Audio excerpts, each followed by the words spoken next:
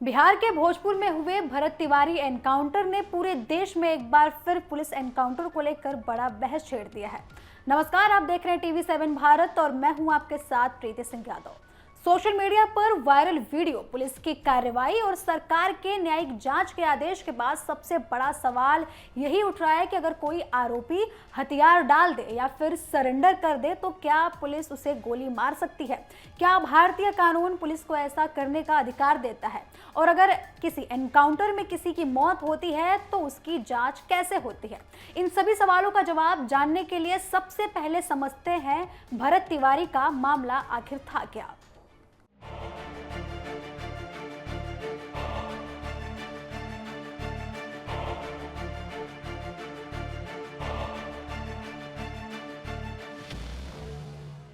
18 जून 2026 को बिहार के भोजपुर जिले के बिलौटी गांव में स्पेशल टास्क फोर्स यानी कि STF और पुलिस ने भरत भूषण तिवारी का एनकाउंटर किया। पुलिस का दावा था कि भरत एक वांछित आरोपी था, उसे पकड़ने गई टीम पर उसने फायरिंग की थी। पुलिस के मुताबिक भरत ने 3 राउंड गोलियां चलाई, जिसके जवाब में पुलिस ने फायरिंग की और भरत जो है घायल हो गया।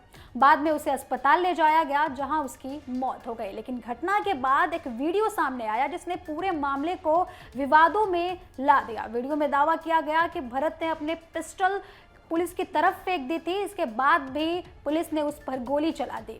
अब यही वीडियो पूरे मामले का सबसे बड़ा सवाल बन चुका है। अगर भरत ने हथियार छोड़ दिया था तो क्या वे पुलिस के लिए तत्काल खतरा था? अगर नहीं तो फिर जानलेवा गोली क्यों चलाई गई? इन सवालों के बीच सरकार ने कार्रवाई करते हुए संबंधित पुलिस टीम को निलंबित कर दिया और पूरे मामले की न्यायिक जांच के आदेश दिए गए। तो अब सवाल उठता है कि क्या भारतीय कानून पुलिस को किसी आरोपी को जान से मारने का अधिकार देता है? इसका जवाब है सीधे तौर पर नहीं। अब भारत में ऐसा कोई कानून नहीं है जो पुलिस को एनकाउंटर करने का या फिर मौके पर किसी आरोपी को मौत की सजा देने का अधिकार देता है। पुलिस का काम अपराधियों को गिरफ्तार करना, उसे अदालत के सामने पेश करना है। सजा देने का अधिकार केवल अदालत के पास ही है।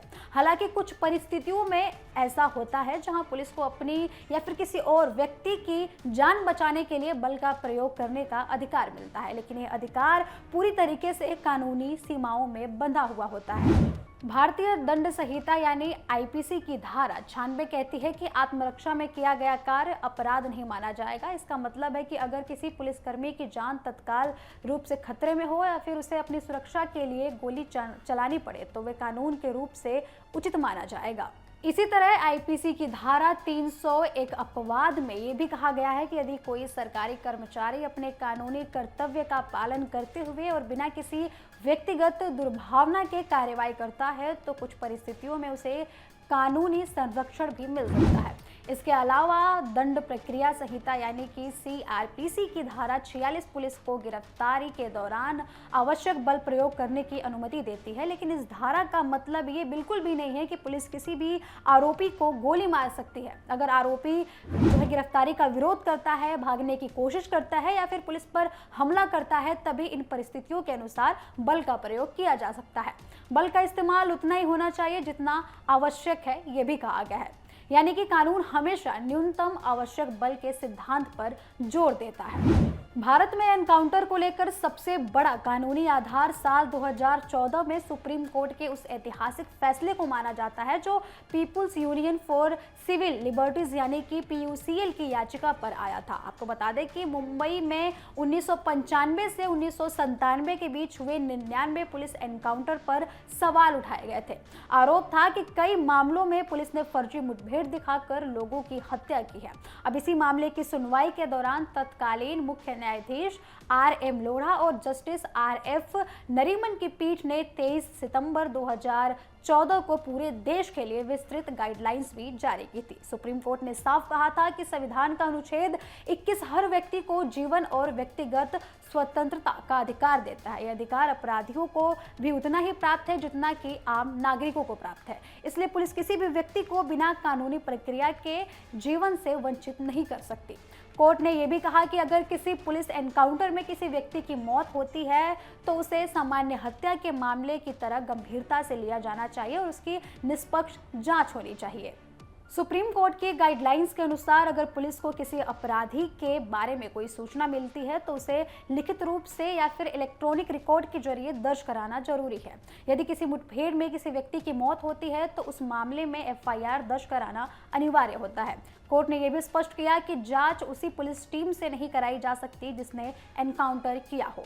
जांच किसी स्वतंत्र एजेंसी, सीबीआई या फिर दूसरे पुलिस स्टेशन के अधिकारियों से कराई जानी चाहिए ताकि जांच निष्पक्ष रहे।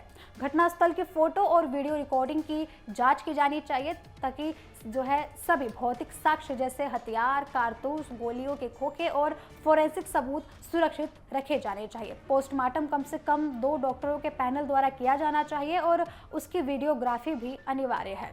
इतना ही नहीं, हर पुलिस एनकाउंटर में हुई मौत की न्यायिक जांच भी अनिवार्य है। यदि किसी को जांच की निष्पक्ष या निष्पक्षता पर संदेह होता है तो राष्ट्रीय मानव अधिकार आयोग यानी कि एनएचआरसी की भागीदारी भी सुनिश्चित की जानी चाहिए। कोर्ट ने आगे ये भी कहा है कि जब तक जांच पूरी नहीं हो जाती है तब तक संबंधित पुलिस अधिकारियों को प्रमोशन या फिर किसी भी प्रकार का पुरस्कार नहीं दिया जाना चाहिए। यदि जांच में एनकाउंटर फर्जी साबित होता है तो दोषी पुलिसकर्मियों पर हत्या सहित संबंधित धाराओं में मुकदमा चलाया जाए और पीड़ित परिवार को उचित मुआवजा भी दिया जाए। तो अगर भरत तिवारी के मामले को इन्हीं कानूनी मानकों पर देखें तो कई सवाल सामने आते हैं। पहला सवाल ये है कि क्या भरत उस समय भी पुलिस के लिए तत्काल खतरा बना हुआ था? दूसरा सवाल ये है कि वीडियो जो वायरल हो रही है उसकी सत्यता क्या है? क्या वास्तव में उसने हथियार फेंक दिया था या फिर वीडियो अधूरा है? और तीसरा सवाल और सबसे अहम सवाल कि पुलिस की ओर से की गई फायरिंग आत्मरक्षा में की गई थी या फिर जरूरत से ज्यादा बल प्रयोग किया गया था? इन सभी सवालों का जवाब केवल वीडियो देखकर नहीं दिया जा सकता। इसके लिए फोरेंसिक जांच, पोस्टमार्टम रिपोर्ट, बैलिस्टिक रिपोर्ट, घटनास्थल की जांच और सभी लोग जो वहां पे मौजूद थे उनके बयान दर्ज होने चाहिए। अब यही कारण है कि बिहार सरकार ने इस मामले की न्यायिक जांच के आदेश दिए हैं ताकि पूरी सच्चाई सामने आ सके। तो भरत तिवारी एनकाउंटर एक बार फिर उस बहस को सामने ले आया है जो हर विवादित पुलिस मुठभेड़ के बाद उठाया जाता है। एक तरफ पुलिस का दावा है कि उसने आत्मरक्षा में कार्रवाई की तो दूसरी तरफ वायरल वीडियो और चश्मदीदों के दाव ने कई गंभीर सवाल खड़े कर दिए हैं। कानून साफ कहता है कि अपराध कितना भी बड़ा क्यों ना हो, किसी भी व्यक्ति को दोषी ठहराने और सजा देने का अधिकार केवल अदालत के पास ही है। ऐसे में अब इस पूरे मामले की सच्चाई न्यायिक जांच और सबूतों के आधार पर ही सामने आएगी। तब तक यही सवाल बना रहेगा कि क्या भरत तिवारी का एनकाउंटर कानून के दायरे में था या फिर सुप्रीम कोर्ट की गाइडलाइंस का उल्लंघन था।